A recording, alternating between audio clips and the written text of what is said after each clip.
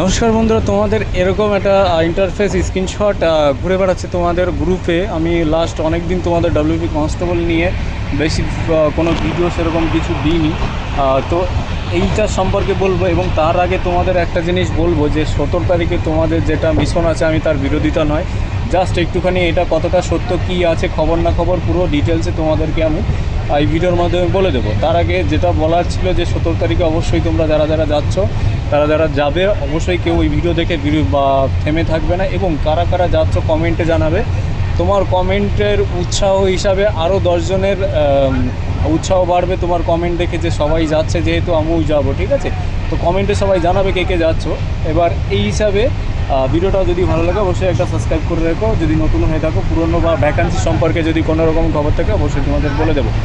তো এই যে নোটিশটা কালকে আমি যখন সন্ধ্যার পরে লাইভ করি, তখন অনেকে জিজ্ঞাসা করছিলে যে দাদা আমাদের পিআরবি পিএসসি বোর্ড নবান্ন একটা মিটিং আছে, তো কী হিসাবে মিটিংটা, তুমি কোনো খবর জানলে?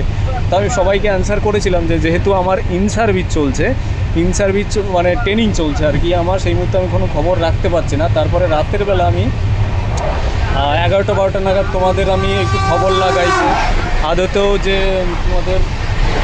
আদতেও তোমাদের মিটিং হয়েছে কিনা বা সত্যতা কতটা, আমি সেটা জানতে চেয়েছিলাম। তো জানলাম যে তোমাদের অবশ্যই পিআরবি নিয়ে একটা মিটিং হয়েছিল, যেটা চেয়ারম্যান ছিল চেয়ারম্যান নীরজ কুমার সিংহ। ঠিক আছে, তো এখানে লেখা আছে যেটা যে অবশেষে কাটলো খরা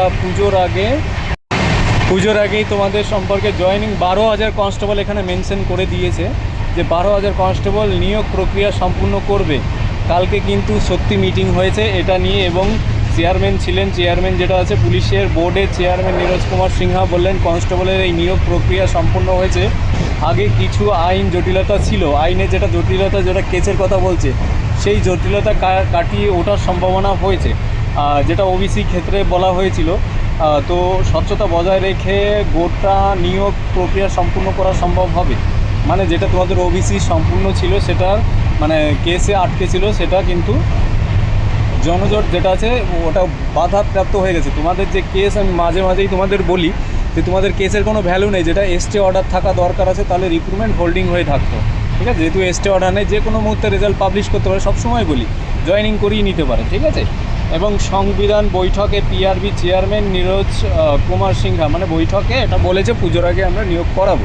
ঠিক আছে, যাই হোক, আমি আজকে কলকাতা যাওয়ার কথা আছে, যেটা আমি কালকে লাইভেও বলছিলাম। যদি কোনো খবর পাই তো প্রথমে ফার্স্টে আমি এসবিএসপিএতে যাব। ঠিক আছে, এসবিএসপিএতে যাব, সেখানে যদি কোনো খবর থাকে বা জানাবো অবশ্যই ভিডিওর মাধ্যমে। আর কলকাতা যদি টাইম থাকে ভবানী ভবনে আমি যাব। তো আমার বন্ধুর থ্রুতেও বন্ধুরা অনেকে আছে, তাদেরকে নিউজ দেওয়ার চেষ্টা করব।